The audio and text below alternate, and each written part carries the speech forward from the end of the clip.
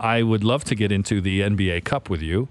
Dave and I had a lot of soccer conversations before, and this has been an idea, this in-season tournament that NBA heads have talked about for a long time, that there seemed to be a lot of pushback for. Didn't seem to be that many people involved in NBA circles or in fandom that really thought this was a great idea. But what say you, Leo Rautins, the NBA in-season tournament? Well, if you think about it, if you take out the finals, like the 2 dates in Vegas, right? What are you really doing? You're taking, Tuesday and Fridays and putting a little bit more oomph into those games. That's really basically what it is. And you're hoping guys approach them a little bit more with a little bit more. You're hoping that there's a little bit more value to those games. And it was, I was watching NBA TV and, Dennis Scott, Isaiah Thomas, they made a pretty good point too that, during the regular season, you're using especially early on in the season, you're going to use a lot of your bench players and a lot more players in the lineup. And for those guys, the money is going to mean a lot more than it is for the stars, right? Mm-hmm. So on the Tuesday, Fridays, you're going to get, I think you're going to maybe get a little bit harder play, harder effort, which is sad that we even have to say that. But the reality is one of the reasons this thing is in place is so guys play more minutes and guys don't sit out games. So, I'm hoping it's something good, but, that's the value I see in it.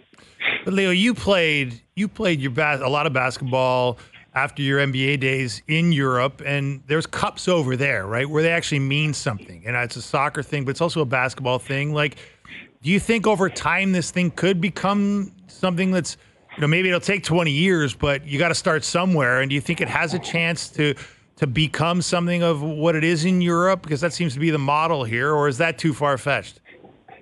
It's hard to say because in Europe, like within the league, for example, in Italy, you have A1, A2, but you also have the Italian Cup. So right. You get a champion within the 2 leagues. I know when I played in France, you had this Tournée des A's, where your top 4 teams had a tournament for top 4 spots towards the end of the season. But it's different. It's the way North Americans look at it. It's like the World Championships. The World Cup doesn't hold a heck of a lot of weight here like it does in Europe, or the rest of the world. But the Olympics, where you're going to stand up there with the gold medal and it's broadcast all over the place, that's a big deal to North Americans. So, we do have differences in the way we approach things. I think the fact that they're just used to those tournaments and it is a little different because it's not like A1, A2 here, right? I mean, the Eastern Conference plays the Western Conference regular all the time. So it's not like in Italy, A1 and A2 don't compete against each other. All you have is that tournament. That's it, the Italian Cup, where they actually meet each other, unless they happen to meet in some kind of they won't even meet in a European Cup because they're 2 different divisions. So, I think that's why it's got more weight over there, Promotion and relegation is an idea that would never work in North American sports because of all of the money involved, because of the money that the ownership groups invest and then are expected to see in return. But this move specifically, and why I knew that this was going to happen eventually, this wasn't for us. This wasn't for the North American NBA fan. This was for a global audience.